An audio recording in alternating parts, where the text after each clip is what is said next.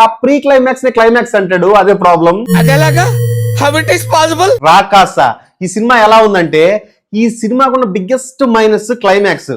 అంటే అప్పటిదాకా సినిమా మీద వచ్చిన ఇంప్రెషన్ మొత్తాన్ని క్లైమాక్స్ కంప్లీట్ గా డైల్యూట్ చేస్తుంది అనమాట. అంటే సినిమా స్టార్టింగ్ నుంచి చాలా సరదాగా సాగిపోతుంటది. కొన్ని కామెడీ బ్లాక్స్ అయితే ఎక్స్ట్రాడినరీగా వర్కౌట్ అయ్యాయి. అంటే నేను ఒక్కనే కాదు, థియేటర్ మొత్తం పగలబడిన అవుతుంది అనమాట కొన్ని బ్లాక్స్ కి. ఈ వీడియో చూసిన వాళ్ళు please subscribe, like, share and comment. Getup Seenu గానీ, సంగీత్ శోభన్ గానీ, వెన్నెల కిషోర్ గానీ పోటీపడి కామెడీ జనరేట్ చేశారని చెప్పొచ్చు. చాలా బాగా పర్ఫార్మ్ చేశారు కూడా వీళ్ళు. కాకుంటే ఈ సినిమా కోర్ పాయింట్ మనకు కొంచెం ఈ శంబాల సినిమా లాగా, విరూపాక్ష సినిమా లాగా, ఊరు పేరు భైరవకోన సినిమా లాగా అదే ఫార్మేట్ లో ఉంటది అనమాట కోర్ పాయింట్. కాకపోతే ఆ సినిమాలతో కంపేర్ చేస్తే ఈ సినిమాలో కామెడీ మీద ఎక్కువ ఫోకస్ చేశారు. ఈ సినిమా హర్రర్ ఎక్స్పీరియన్స్ కంటే కామెడీ ఎక్స్పీరియన్స్ ఎక్కువ ఇస్తుంది అనమాట. ట్రైలర్ చూసాక ఈ cinema horror comedy general cinema అని అర్థమవుతుంది, కానీ ఆటోమేటిక్ గా ఆడియన్స్ హర్రర్ కూడా ఎక్స్పెక్ట్ చేస్తారు. ఈ హర్రర్ ఎలిమెంట్ అనేది ఇంటర్వెల్ అయిన తర్వాత సెకండ్ హాఫ్ లో 10 to 15 minutes ఒక సీన్ ఉంటది. ఆ సీన్ అయితే చాలా నీట్ గా ప్రెజెంట్ చేశాడని చెప్పొచ్చు. ఆ హర్రర్ వైబ్ ని తీసుకురాగలిగాడు, ఆ సీరియస్నెస్ ని తీసుకురాగలిగాడు సినిమా నుంచి.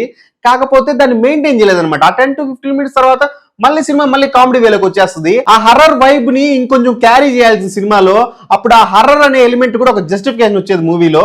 అదొకటి మిస్ చేశాడు, మళ్ళీ కామెడీ వేలోకి తీసుకెళ్లిపోయాడు.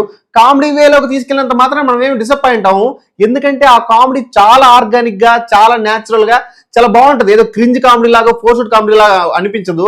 మనం ఎంజాయ్ చేస్తాం ఆ కామెడీని. ఇలా సాగిపోతున్న కథ ప్రీ క్లైమాక్స్ లో ఒక మంచి ఎమోషనల్ టర్న్ తీసుకుంటది. ఆ ఎమోషనల్ టర్న్ తగ్గట్టుగాను ఒక మంచి ఎమోషనల్ బ్యాక్గ్రౌండ్ స్కోర్ పడుతుంది.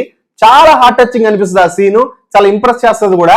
కాకపోతే అన్ఫార్చునేట్లీ ఆ ప్రీ క్లైమాక్స్ ని క్లైమాక్స్ అంటాడు, అదే ప్రాబ్లం. అంటే ఎలా ఉంటదంటే అప్పటిదాకా బాగా నడిచిన కథ ఉన్నట్టుండి ఆపేస్తే ఎలా ఉంటది అలా అనిపిస్తుంది. ఒక కంప్లీట్ కథను చూసామన్న సాటిస్ఫాక్షన్ అయితే మనకు ఉండదు, ఒక డిసాటిస్ఫాక్షన్ తో వదిలేస్తాడు అనమాట సినిమాని. ఇంకొంచెం ఎలాబొరేట్ చేయాల్సింది కదా, ఒక 10 minutes కథని ఇంకా చెప్పాల్సింది. సో ఆ క్లైమాక్స్ ఫ్యాక్టర్ అయితే డిసప్పాయింట్ చేసింది, కొంచెంగా చాలా డిసప్పాయింట్ చేసింది అని చెప్పొచ్చు.